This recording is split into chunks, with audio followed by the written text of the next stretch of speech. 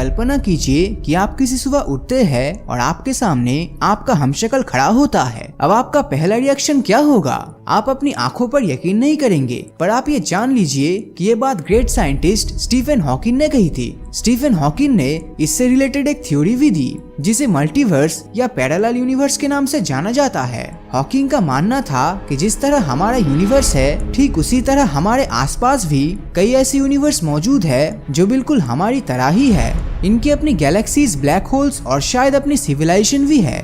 Hawking अपनी बात big bang theory से समझाई थी। इनके अनुसार जिस तरह हमारा ब्रह्मांड बिग बैंग से बना था, ठीक उसी तरह हमारे यूनिवर्स के साथ कई दूसरे यूनिवर्स का निर्माण भी हुआ, और क्योंकि ये यूनिवर्स साथ में बने, इसीलिए फिजिकली भी हमारे यूनिवर्स की तरह ही होंगे। जो वैज्ञानिक हॉकिंग की इस थ्योरी से एग्री करते हैं, उनका मानना है कि जिस तरह हमारे यूनिवर्स में धरती पर सिविलाइजेशन है, उसी तरह फिजिकली सेम होने के कारण हमारे पैरेलल यूनिवर्स में भी ऐसे प्लैनेट्स है जिन पर जीवन की मौजूदगी है। वैज्ञानिकों के अनुसार एक साथ और एक ही तरीके से बनने के कारण इन्हें यूनिवर्स में जीवन की शुरुआत बिल्कुल धरती की तरह ही हुई होगी और ठीक इसी तरह आगे भी बढ़ा होगा। लेकिन ये जरूरी नहीं है कि वहाँ पर एवोल्यूशन भी इसी तरह हुआ हो, क्योंकि भले ही हमारे सभी पैरेलल यूनिवर्स हमारे साथ बना हो, लेकिन यहाँ पर कुछ ऐसी एस्ट्रोनॉमिकल घटनाएं हुई होगी जिन्होंने यहाँ पर जीवन को समाप्त कर दिया होगा। जैसे हो सकता है कि वहाँ पर एस्ट्रॉयड टकराया हो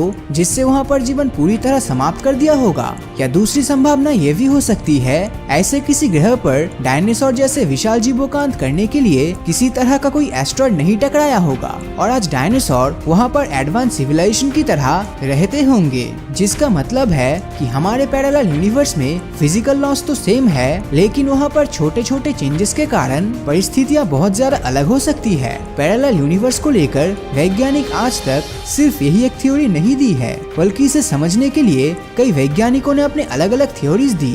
जैसे ह्यूज इवर्ट ने मल्टीवर्स की थ्योरी को एक्सप्लेन करने के लिए क्वांटम मैकेनिक्स पर आधारित एक एक्सप्लेनेशन दिया। इस एक्सप्लेनेशन के मुताबिक हमारे आसपास घटने वाली हर एक घटना एक अलग यूनिवर्स को जन्म देती है। आप इसे इस तरह समझिए कि मान लीजिए आप इस यूनिवर्स में हमारा वीडियो देख रहे हो और आपके पैरेलल यूनिवर्स में भी आपका हमशक्ल हमारा ही वीडियो देख रहा है, लेकिन आप इस वीडियो को यहीं पर बंद कर देते हैं और आपके पैरेलल यूनिवर्स का आदमी इस वीडियो को बंद नहीं करता है। अब यहाँ पर ये पॉसिबिलिटीज क्रिएट होती है कि अब आपको इस वीडियो के बारे में कुछ भी नहीं पता, पर आपके पैरेलल यूनिवर्स में मौजूद आपके हमशक्ल ने ये वीडियो पूरा देखा है और उसे इस वीडियो के बारे में सब कुछ पता है। और इस वीडियो की तरह और भी कई ऐसे काम है जिनके कारण इन दोनों प्लेनेट पर कई सारे डिफरेंसेस आ जाती है। मतलब बहुत छोटे छोटे चेंजेस इन दोनों ग्रह पर एक बहुत बड़ा डिफरेंसेस क्रिएट कर देता है, और इसलिए हम ये नहीं कह सकते कि मल्टीवर्स में मौजूद सभी यूनिवर्स बिल्कुल हमारे यूनिवर्स की तरह ही हो।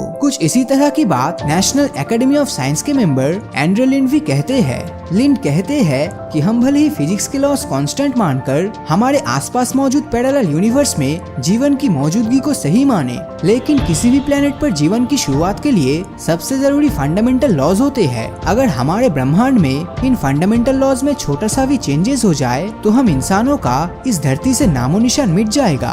उदाहरण के लिए अगर हम इस यूनिवर्स के सभी प्रोटॉन का साइज महज 0.002 गुना बड़ा कर दे तो ये सभी अनस्टेबल हो जाएंगे, जिससे पूरे ब्रह्मांड में मौजूद सारे के सारे एटॉम्स एक एक करके खत्म हो जाएगा और हमारे ब्रह्मांड का नामो निशान मिट जाएगा। इसीलिए किसी भी प्लेनेट पर जीवन के लिए इन फंडामेंटल पार्टिकल्स का कांस्टेंट होना बहुत ही ज्यादा जरूरी है। पर ये जरूरी नहीं है कि हमारे पैरेलल यूनिवर्स में ये सभी फंडामेंटल पार्टिकल्स एक ही साइज या सीक्वेंस के हैं। कई वैज्ञानिक इस बात को स्ट्रिंग थ्योरी से भी समझाते हैं। वैज्ञानिक मानते हैं कि हमारे यूनिवर्स का सबसे छोटा पार्टिकल एटॉम नहीं बल्कि एटॉम्स में मौजूद स्ट्रिंग्स होती है। ये स्ट्रिंग्स एक गिटार की स्ट्रिंग की तरह ही होती है, जिनकी साइज का अंदाजा आप इस बात से लगा सकते हैं कि अगर हम एटॉम को यूनिवर्स जितना बड़ा कर दे तो ये स्ट्रिंग्स उसमें महज एक छोटे से पेड़ के बराबर होगी। लेकिन ये छोटी सी स्ट्रिंग फिजिक्स के फंडामेंटल्स में बहुत ज्यादा रोल प्ले करती है। ये स्ट्रिंग्स अलग अलग तरह की कॉम्बिनेशंस बनाकर यूनिवर्स को बनाती है और वैज्ञानिकों के मुताबिक ये string 10 to the power 1000 combinations बना सकती है। ये कॉम्बिनेशन कितना ज्यादा है इस बात का अंदाजा आप इसी बात से लगा सकते हैं कि हमारे पूरे यूनिवर्स में मौजूद सभी एटम्स की संख्या भी महज 10⁸ ही है। ये स्ट्रिंग्स ही यूनिवर्स की फिजिकल प्रॉपर्टीज जैसे इलेक्ट्रोमैग्नेटिक फील्ड, ग्रेविटेशनल फील्ड और सिंपल मैग्नेटिक फील्ड्स को बनाती है और इनके इतने ज्यादा कॉम्बिनेशंस के कारण हर यूनिवर्स में ये फिजिकल प्रॉपर्टीज अलग अलग होती है। हमारी धरती पर भी लाइफ सिर्फ इसलिए पॉसिबल है क्योंकि इन सारी स्ट्रिंग्स ने मिलकर हमारे यूनिवर्स में एक बहुत ही रेयर और रैंडम कॉम्बिनेशन बनाया है जिसने इंसानों के रहने के लिए इन सभी प्रॉपर्टीज को जन्म दिया। स्ट्रिंग थ्योरी के कारण हम ये नहीं कह सकते कि हमारे पैरेलल यूनिवर्स में भी जीवन मौजूद है, पर हम इसे नकार भी नहीं सकते। जो वैज्ञानिक स्ट्रिंग थ्योरीज का विरोध करते हैं वो एंटी मैटर की थ्योरी से अपनी बात सही साबित करने की कोशिश करते हैं। एंटी मैटर मैटर का बिल्कुल उल्टा होता है। हम जिस यूनिवर्स में रहते हैं वो मैटर का बना है, लेकिन कॉस्मोलॉजी के हिसाब से मल्टीवर्स में जितने मैटर्स है उतने ही एंटी मैटर्स है। इसीलिए भले ही हमें पता न हो लेकिन हमारा यूनिवर्स का एक माइनर यूनिवर्स भी एंटी मैटर में एग्जिस्ट करता है। एंटी मैटर में मौजूद हर चीज मैटर की बिल्कुल ऑपोजिट होती है। जैसे हमारी धरती पर घड़ी राइट से लेफ्ट डायरेक्शन की ओर घूमती है, वैसे ही एंटी मैटर में ये बिल्कुल ऑपोजिट डायरेक्शन से घूमेगी। ये मिरर यूनिवर्स बिल्कुल हूबहू हमारी यूनिवर्स की तरह ही है, लेकिन ये इसकी एग्जैक्ट कॉपी नहीं है। यहाँ पर इस बात की काफी ज्यादा पॉसिबिलिटीज है कि मिरर यूनिवर्स में ठीक उसी तरह के एक्टिविटीज होती है जिस तरह की हमारी धरती पर होती है, लेकिन एग्जैक्टली सेम नहीं होती। पैरेलल यूनिवर्स और मल्टीवर्स हमेशा से एक ऐसा विवादित मुद्दा रहा है जिसे वैज्ञानिक आज तक नहीं सुलझा पाए हैं। अगर बात हिस्ट्री की जाए तो एंशिएंट इंडिया में भी कई ऐसे कलाकृति बनी है जिन्हें देखने पर ऐसा लगता है मानो ये किसी और यूनिवर्स के बारे में बता रहा हो। ठीक इसी तरह की कुछ कलाकृतियाँ ग्रीक में भी बनी हुई है जो हमारे सामने पैरेलल यूनिवर्स के रहस्यमय सवाल खड़ा करते हैं। पर इन सब के बावजूद हम ना तो ये कह सकते हैं कि हमारे आसपास इसी तरह की यूनिवर्स मौजूद है और ना ही हम इस बात को नकार सकते हैं कि हमारे यूनिवर्स ही एकमात्र यूनिवर्स है। तो मल्टीवर्स के बारे में आपकी क्या राय है? क्या ये मल्टीवर्स और आपका हमशक्ल सच में किसी और दुनिया में एग्जिस्ट करता है या फिर ये बिल्कुल झूठ और बेबुनियाद है? आपकी राय नीचे कमेंट करके जरूर बताना। और अगर ये वीडियो आपको अच्छा लगा हो तो इस वीडियो को लाइक और अपने दोस्तों के साथ शेयर करना मत भूलना।